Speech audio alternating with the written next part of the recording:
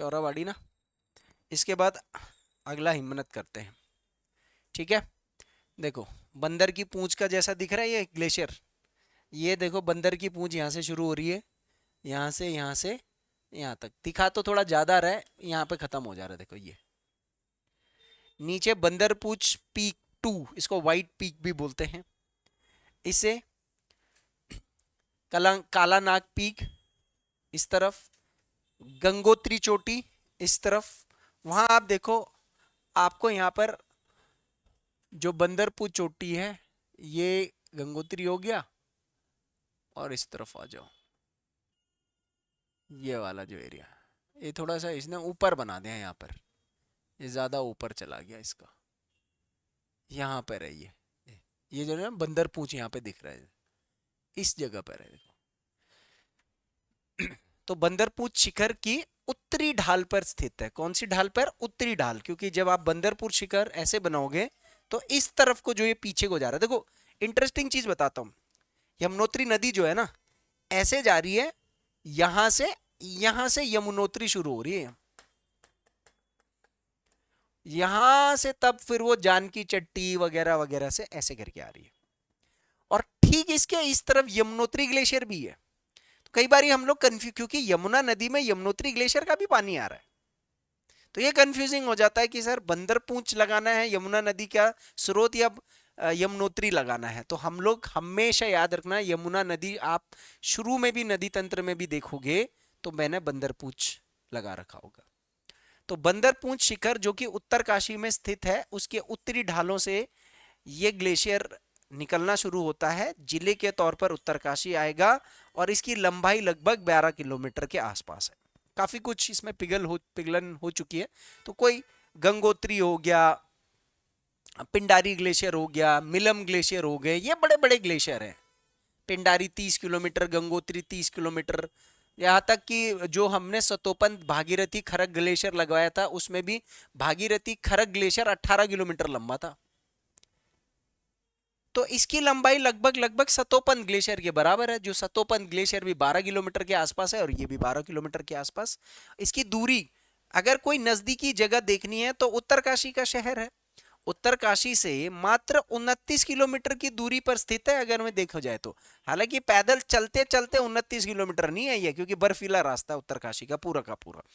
अब ये आपका उत्तरकाशी, मेन उत्तरकाशी ये रहा, यहां से आप ट्रैक स्टार्ट करोगे तो ये रहा इस तरफ, सॉरी इधर नहीं, इस तरफ ये रहा, ये है बंदर। तो उत्तरकाशी इसके किस तरफ है? उत्तरकाशी से लगभग 29 किलोमीटर दूर, किस तरफ? पश्चिम की ओर, पश्चिम दिशा में है ये। उत्तरकाशी से तो पश्चिम दिशा लगाओगे ना,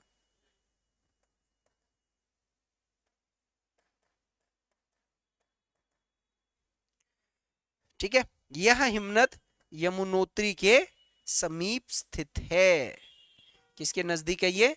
यमुनोत्री धाम के नजदीक है। यहाँ पर आप देख सकते हैं यमुनोत्री, ये तो गौमुख वाला हो गया ना, बार बार इधर ही जा रहा है। ये रहा हनुमान चट्टी, खरसाली, यमुनोत्री, यमुनोत्री यहाँ से आ गया ये।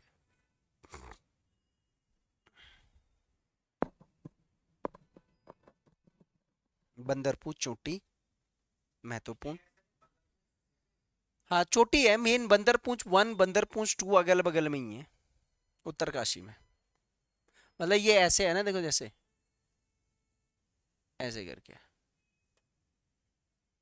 ये बंदरपूंछ 2 है, बंदरपूंछ 1 है, इसके पीछे से ऐसे निकल रही है, ऐसे ग्लेशियर निकल रहा है, यहाँ से फिर नदी निकलनी शुरू हो जा रही है। ट्रैक बहुत डिफिकल्ट ट्रैक है इसका, तो आसान ट्रैक थोड़ी है। हाँ, दूसरा ग्लेशियर यमुनोत्री ग्लेशियर पैरेलली देखते हैं, ठीक है। तो देखो हम लोग, देखो ये रहा, यहां से आ रहा है यमुनोत्री ग्लेशियर, ठीक है। यमुनोत्री ग्लेशियर यहां से आ रहा है, ये ग्लेशियर पिघलना यहीं से स्टार्ट हो रहा है, यहाँ से यहाँ से यहाँ से यहाँ से यहाँ से यहाँ से। तो एक स्ट्रीम यमुना की ये बन रही है यहाँ से यमुनोत्री, फिर ये यमुनोत्री धाम। तो स्थान है यमुनोत्री धाम से लगभग 10 किलोमीटर दूर, मुख्य रूप से यमुना नदी का उद्गम स्थल। शायद मैंने पीछे मुख्य बोल दिया, पीछे नहीं, पीछे उसकी धारा है, मुख्य ये है, ठीक है। तो यमुनोत्री धाम से 10 किलोमीटर की दूरी पर स्थित जिले के तौर पर उत्तरकाशी जिला, ठीक है। एक हिमनद है यहाँ पर जो कि चंपासर हिमनद है, छोटा हिमनद है, वो भी इसके नजदीक में जो कालिंदी शिखर में है। यहाँ पर बाली टॉप हो गया, कालिंदी टॉप हो गया, कालिंदी टॉप इस तरफ आएगा, इस तरफ, ठीक है। तो नदी का स्रोत यमुना नदी का उद्गम पंपासर, चंपासर, चंपासर, चंपासर हिमनद। ये इधर ज्यादा दूर लगा दिया मैंने, ये तो इधर कहीं पर ही होना चाहिए चंपासर, इधर इस तरफ कहीं पर। इस चंपासर का पानी मतलब इस ग्लेशियर का बर्फ इससे कनेक्टेड रहता है। तो यमुनोत्री हिमनद यमुना धाम से लगभग 10 किलोमीटर की दूरी पर स्थित उत्तरकाशी जिला। इतना डिटेल में इनमें से नहीं पूछेगा, बस थोड़ा सा बस जिला आपको पता होना चाहिए। कहीं से कोई नदी उद्गम हो रही है, क्योंकि ग्लेशियर से नदी उद्गम होती है कोई ना कोई मुख्य नदी, तो नदी पता होना चाहिए, जिला पता होना चाहिए मोटा मोटा तौर पर। और आसपास अगर कोई प्रमुख चोटी है तो प्रमुख चोटी भी याद रख सकते हो। रैकोना ग्लेशियर, छोटे छोटे ग्लेशियर हैं अब ये इनमें बस ज्यादा उतना वो नहीं है। रैकोना ग्लेशियर बहुत ही अतरंगी सा ग्लेशियर है। अभी गैमिन और कामेत चोटी, तो कामेत चोटी के तलहट्टी से निकल रहे हैं। कौन सी चोटी से? मूल रूप से कामेत चोटी। कामेत चोटी कहां पर है? कामेत चमोली में। यहाँ माणा दिख ही रहा है, देखो इधर कामेत है, इधर माणा है, इधर त्रिशूल है। इस तरफ आते रहोगे तो फिर नंदा घूंगटी, नंदा खाट, ऐसे ऐसे जाओगे ना। तो कामेत चोटी से जो मेन जो ग्लेशियर कामेत चोटी को टच करता है, ये है आपका रैकोना ग्लेशियर, ठीक है। एक कफनी ग्लेशियर भी, अच्छा वो अलग से आएगा। ये रैकोना ग्लेशियर है, यहाँ तक जा रहा है। तो कामेत शिखर स्थान हो गया, कामेत शिखर चमोली के निकट। यहाँ से एक नदी निकलती है, कामेत नदी। ये नदी आगे करके धौली गंगा की सहायक नदी बन जाती है। ये कौन सी वाली धौली गंगा है? ये पश्चिमी धौली गंगा है, जो आगे चल करके किस में चले जाती है? अलकनंदा में चले जाती है, ठीक है। इसी हिमनद से जो वसुधारा ताल है, इसका भी स्रोत बनता है। वसुधारा ताल जो कि चमोली में स्थित है, यहाँ पर इस हिमनद से जो पानी पिघल करके नीचे जा रहा है, वो एक तालाब बना रहा है। उस तालाब का नाम है वसुधारा ताल। वसुधारा ताल अलग है और वसुधारा जलप्रपात अलग है, ठीक है, ये ध्यान देना। तो यहां पर कहीं पर, इधर कहीं पर, ये इस तरफ है ये ग्लेशियर। यहाँ पर ये इधर माणा हो गया ना, इधर नीति हो गया। माणा के नॉर्थ में है, उत्तर की तरफ आप जाओगे तो ये उस तरफ को है ये ग्लेशियर। रैकोना ग्लेशियर बहुत फेमस ग्लेशियर है। रैकोना ग्लेशियर, रैकोना का ट्रैक काफी फेमस माना जाता है। एक मुश्किल ट्रैक है। अगल बगल में आप देखोगे अभिगमिन जो पीक है, अभिगमिन चोटी चमोली में है, अभिगमिन चोटी, ठीक है। ब्रैकेट में जैसे कभी कभी जैसे मैं बोल देता हूँ ना, तो जैसे ये भी आप लिख सकते हो। लिख लिया? इसके बाद आता है कफनी ग्लेशियर। देखो कफनी और नामिक ग्लेशियर अगल बगल में है, तो इसलिए कई बार कफनी नामिक ग्लेशियर या नामिक कफनी ग्लेशियर ऐसे करके भी बोलते हैं। अब आप यहाँ पर देखो, ये रहा कफनी ग्लेशियर का क्षेत्रफल, ये रहा नामिक ग्लेशियर। उसके सबसे नजदीक में कौन सी चोटी दिख रही है? और अगर आप बगल में देखोगे तो एक ग्लेशियर और है आपके लिए, पिंडारी ग्लेशियर। तो ये देखो ना, पिंडारी, कफनी, नामिक, ये सब अगल बगल में ही स्थित हैं। पिंडारी ग्लेशियर का कौन सा जिला लगाया था हमने? बागेश्वर। तो कफनी नामिक ग्लेशियर का कौन सा जिला होगा? ये भी बागेश्वर ही जिला है। अच्छा, पिंडारी ग्लेशियर की एक खासियत बताई थी मैंने कि वो ग्लेशियर निकलता तो बागेश्वर से है, लेकिन उस ग्लेशियर का आधा हिस्सा चमोली में भी स्थित है ना। तो ये थोड़ा सा ध्यान देना है। पिंडारी घाटी, जो पिंडारी घाटी, इसके पश्चिम में जाओगे के पश्चिम में नंदाकोट शिखर के नीचे स्थित है, ठीक है। जिला है बागेश्वर और नदी है एक कफनी नदी, इसमें से निकलती है। ये कफनी नदी आगे चल करके पिंडर नदी में चले जाती है, और पिंडर नदी आगे चल करके कौन सी नदी में चले जाती है? अलकनंदा नदी में चले जाती है। अलकनंदा आगे चल करके किस में चले जाती है? भागीरथी में चली जाती है और क्या बन जाती है, गंगा। तो कितना बड़ा लिंक है देखो, गंगा नदी, अलकनंदा, पिंडारी, कफनी, कफनी का पानी भी पिंडारी ग्लेशियर के अंदर सब होते हुए जा रहा है, पिंडारी नदी के अंतर्गत होते हुए भी जा रहा है। तो कफनी ग्लेशियर काफी ज्यादा फेमस है, पूछता है जिले के हिसाब से तो पूछेगा। अभी आगे जिले के हिसाब से मैं ये फिल्टर करके भी एक चार्ट मैंने बना रखा है, आपको थोड़ी सहूलियत हो जाएगी वहां से नोट करने में। नामिक ग्लेशियर, कफनी के पूर्व में नामिक ग्लेशियर देखने को मिलेगा। नामिक ग्लेशियर लेकिन कौन से वाले हिस्से में पड़ गया है, आपके पिथौरागढ़ ग्लेशियर। अब आप यहां पर देखो, देखा जाए तो पिंडारी ग्लेशियर को भी यहां पर कहां पर लगाया जा रहा है, कहां पर लगा रही है, इस मैप के हिसाब से पिथौरागढ़ लगा रखा है, पर ये गलत है। ठीक है, यहां से आप नीचे पॉन्टिंग ग्लेशियर है, ये तो चलो पिथौरागढ़ में ये ठीक बनता है। यहाँ पर नामिक ग्लेशियर नहीं मार्क कर रखा है कहीं पर, पिंडारी है ना यहाँ पर ना, नामिक नहीं है, नामिक भी नहीं है, कफनी भी है, रालम और मिलम तो है ना। ये रहा नामिक ग्लेशियर, ये रहा, सॉरी पॉन्टिंग नीचे की तरफ हो गया ना, ये नामिक हो गया,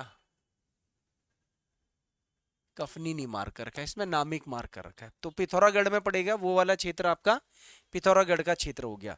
त्रिशूल पर्वत, नंदाकोट पर्वत और नंदा देवी पर्वत, तीन चोटियों के बीच में फंसा हुआ है नामिक ग्लेशियर। ठीक है, नंदाकोट, नंदा खाट और त्रिशूल। कई चीजें तो मुझे जो ये कई सारी किताबों के अंदर ये जो लोकेशनिंग दे रखी है ना, वैसे थ्योरी के तौर पर, इसमें मुझे कई जगह पर स्पष्टता दिखता ही नहीं है। कई जगह पे मैं गूगल पे या मैप का अध्ययन करता हूँ तो लोगों ने बस नजदीक नजदीक कुछ दिख रहा है तो लिख दिया कि ये भी है उसके पास, वो भी उसके पास, पर ऐसा थ्योरेटिकल रेलेवेंस, मुझे प्रैक्टिकल रेलेवेंस दिखता नहीं है। अब उत्तराखंड की जो किताबें हैं उसमें से किसी का कोई प्रमाणिक किताब तो है नहीं, सीधी सी बात है। तो बट फिर भी चलो पेपर की दृष्टिकोण से थोड़ा याद तो हो जाता है कि अगल बगल में कुछ चोटियां हैं। नदी जो यहाँ से निकलती है वो निकलती है पूर्वी रामगंगा, पूर्वी रामगंगा नदी का स्रोत है। ये पूर्वी रामगंगा आगे सरयू नदी में चली जाती है। सरयू नदी आगे चल करके किस में चली जाती है, काली नदी में। अब आप याद करना, पीछे अगर आप चेकआउट करोगे ना तो पूर्वी रामगंगा का स्रोत हमने नामी ग्लेशियर लगाया है। ठीक है, पश्चिमी रामगंगा का स्रोत क्या था, दूधातोली, वो किसी ग्लेशियर से नहीं निकलती है। ठीक है, दूधातोली से लगाया हमने पश्चिमी रामगंगा का, क्योंकि फिर उसके बाद वो फिर नीचे की तरफ ये अल्मोड़ा, हल्द्वानी, नैनीताल वगैरह से होते हुए आ जाती है। तो वो तो गंगा में चले जाती है आगे और ये काली में चले जाती है। ठीक है, नामी ग्लेशियर लगा दिया है। नदी जरूर याद रखना, नामी ग्लेशियर से कौन सी नदी आ रही है, पूर्वी गंगा। इसके बाद आता है एक दूनागिरी हिमनद, इसको द्रोणागिरी हिमनद भी बोल सकते हैं। तो ये इसका ये हिमनद है, ये जा रहा है हिमनद ऐसे नीचे की तरफ ये। ठीक है, ये त्रिशूल चोटी हो गया, कलंका चोटी हो गया, और मूल जो दूनागिरी चोटी है, संजीवनी जड़ी बूटी कौन सी चोटी से लाए थे हनुमान जी, अरे श्रीलंका से लाए थे। क्या कर रहे हो, घर वाले ही मारेंगे पहले। श्रीलंका तो ले गए थे वो संजीवनी जड़ी बूटी, जहाँ लक्ष्मण जी मूर्छित हो गए थे। लाए कहां से थे, द्रोणागिरी चोटी से, द्रोण पर्वत से तो लाए थे, द्रोणागिरी से। तो कहते हैं ना आज भी वहां पर वो गड्ढा है, वो पहाड़ का हिस्सा है, जो ऐसे पहाड़ होगा ऐसे गड्ढा, जहां से वो उठा करके पहाड़ को लेकर के गए थे। क्योंकि द्रोणागिरी पर्वत की जो जैव विविधता है निचले क्षेत्र में वो काफी ज्यादा है, ब्रह्म कमल, बहुत ज्यादा ब्रह्म कमल पाए जाते हैं यहाँ पर। तो हनुमान जी तो थोड़े से, अच्छा एक बात है, हनुमान जी को बहुत ज्यादा ज्ञानी माना जाता है ना, बुद्धिजीव माना जाता है। मतलब ज्ञान की जब हम बात करते हैं तो या तो गणेश जी या हनुमान जी को बोलते हैं। तो हनुमान जी अगर हमारे शास्त्रार्थ में इतने ज्ञानी थे तो वो जड़ी बूटी की पहचान नहीं कर पाए होंगे, मूल्यांकन नहीं कर पाए होंगे।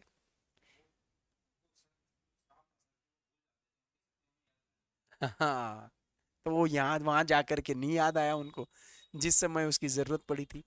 तो स्थिति है दूनागिरी शिखर और जगह आएगा चमोली, दूनागिरी पर्वत चमोली। आधे से ज्यादा जो ग्लेशियर है वो चोटियों के नाम पर है, तो चोटी का जिला जो आ जाएगा वो लगभग लगभग इन्हीं का जिला भी आ जाएगा। ठीक है, इसके बाद आता है बर्मल, बारमल या बर्मल, कहीं कहीं पर ये ऐसे दे रखा होगा बारमल, बारमल हिमनद। अब देखो हिमनद की लोकेशनिंग तो गूगल मैप पर कहीं पर नहीं मिली, ठीक है। गूगल मैप पर वैसे जब बारमल ग्लेशियर हम इंडियन ज्योग्राफी के हिसाब से पढ़ते तो हम उत्तराखंड में नहीं लगाते। क्यों नहीं लगाते हैं? क्योंकि जो बारमल ग्लेशियर है वो बेसिकली बर्मल ग्लेशियर ये लद्दाख में पड़ता है, ठीक है, लद्दाख के अंतर्गत है। जो नुनकुन पर्वत श्रृंखला है लद्दाख में या जम्मू कश्मीर में, वहां अब तो खैर लद्दाख ही हो गया ना, तो भारतीय भूगोल के अनुसार एक अन्य बर्मल हिमनद है जो नुनकुन पर्वत श्रेणी लद्दाख जम्मू कश्मीर में स्थित है। मगर आपको जब ये उत्तराखंड के परिप्रेक्ष्य से पूछेगा तो आपको चमोली जिले के उत्तर पश्चिमी क्षेत्र में इसको लगा देना है। चमोली जिले का जो उत्तर पश्चिमी क्षेत्र है ये बद्रीनाथ, माणा, कामेत आदि क्षेत्र वाला जो क्षेत्र है। यहाँ से एक नदी निकलती है और नदी भी क्या है, वो गदेरा है, उसका नाम है होम गदेरा। तो होम गदेरा से ये कि यहीं इसी हिमनद के पिघलने से उत्पन्न होती है। आगे चल करके ये होम गदेरा अलकनंदा में मिल जाती है। मैपिंग के पॉइंट ऑफ व्यू से कोई सामान्य मैप पर तो ये होम गदेरा और ये अभी मुझे नहीं मिला है, लेकिन रिसर्च पेपर्स में अगर मैं कहीं पर देखता हूँ तो इस गदेरे का नाम जिक्र में है, तो इसको हम स्पष्ट ले सकते हैं कि हाँ बर्मल ग्लेशियर कोई है हमारा अलकनंद ये इस तरफ कहीं पर। चमोली जिले का ये माणा वाला क्षेत्र हो गया या ये घस्तोली वस्तोली इस तरफ का क्षेत्र में ये ग्लेशियर हो सकता है। तो ये हो गए हमारे उत्तराखंड के जितने भी प्रमुख ग्लेशियर यानी हिमनद हैं, मोटे मोटे जो बड़े बड़े ग्लेशियर हैं। बाकी कुछ छोटे छोटे स्थानीय ग्लेशियर निर्भर करता है, किसी नदी कोई किसी नदी तंत्र में एक्स्ट्रा आ जाएगा, कोई अन्य जो विषय पढ़ रहे हैं उसमें भी आ सकता है, ठीक है। अब इसके बाद हम लोगों ने एक मूल्यांकन करना है जिलावार हिमनद। इसका डायग्राम बनाने की आप लोग कोशिश करिएगा, एक मैप को लेकर के पूरा का पूरा मैंने लिस्ट बना दी है। चमोली जिले में सतोपंत ग्लेशियर कहाँ पर है? बद्रीनाथ अलकनंदा, भागीरथी खरक ठीक उसी के बगल में है। दूनागिरी मैंने अभी करा दिया है। बद्रीनाथ जो चोटी है, देखो आपको पता है बद्रीनाथ चोटी भी है और बद्रीनाथ चोटी की तलहटी पर ग्लेशियर भी है, तो उसको हम बद्रीनाथ ग्लेशियर बोल देते हैं। जो बद्रीनाथ के ऊपर ऊपर दिखता है ना आपको, वो वाला जो है क्षेत्र, ठीक है। एक टिप्रा ग्लेशियर भी है, टिप्रा बमक। हालांकि बमक शब्द तो हम बोलते ही ग्लेशियर के लिए है, उत्तराखंड में बमक शब्द का प्रयोग किसके लिए करते हैं? तो ये टिप्रा ग्लेशियर है एक, ठीक है, माणा के आसपास कहीं पर है। एक रमणी ग्लेशियर है। अब मैं बड़ा कंफ्यूज हुआ यार, रमणी तो रामणी मेरे गांव का नाम है वहां पर वहां पर तो ग्लेशियर नहीं है, थोड़ा दूर दूर ही है। देवांगन है, उसके बाद नंदा घुंगटी है उस तरफ, ठीक है। मैंने कहा लिस्ट में बना देते हैं। और एक बरतोली या बस्तोली करके एक ग्लेशियर है। ये जो ग्लेशियर्स हैं ध्यान देना यहाँ पर, जैसे टिपरा बमक हो गया, रमणी हो गया, बस्तोली हो गया, ये ग्लेशियर्स मैंने कॉम्पिटिटिव एग्जाम्स की किताबों के अंदर से निकाले हुए हैं। इन ग्लेशियर्स को जमीन पर इनका कोई बहुत ज्यादा अभी कोई इतना चर्चा नहीं है पर्यटन के परिप्रेक्ष्य से या ट्रैकिंग के परिप्रेक्ष्य या कोई बहुत बड़ी नदी के परिप्रेक्ष्य, मगर ये भी कुछ महत्वपूर्ण ग्लेशियर्स हैं जो रिसर्च के पॉइंट ऑफ व्यू से जिनको हम अध्ययन में रखते हैं। इसके बाद आते हैं पिथौरागढ़ के ग्लेशियर। पिथौरागढ़ में सबसे पहले मिलम ग्लेशियर आ गया, ये कुमाऊं मंडल का सबसे बड़ा ग्लेशियर भी है। उसके बाद अभी मैंने नामी ग्लेशियर कराया था। इसके बाद रालम ग्लेशियर, ये बहुत ज़्यादा इंपॉर्टेंट है। रालम ग्लेशियर आप यहाँ से देखोगे, ये वाला जो ये मिलम ग्लेशियर हो गया और ये रालम ग्लेशियर हो गया, ठीक है, रालम ग्लेशियर इंपॉर्टेंट है। इसके बाद पॉन्टिंग ग्लेशियर, ये कई बार पेपर में पूछा गया, पॉन्टिंग ठीक उसके थोड़ा सा और नीचे आ जाओ। उसके बाद और छोटे ग्लेशियरों में पिनोरा ग्लेशियर, काली ग्लेशियर, हीरामणि ग्लेशियर जिसको हिवामणि भी बोलते हैं, और सोनापानी ग्लेशियर। एक सोनापानी ग्लेशियर हिमाचल प्रदेश में भी है यहाँ पर भी है।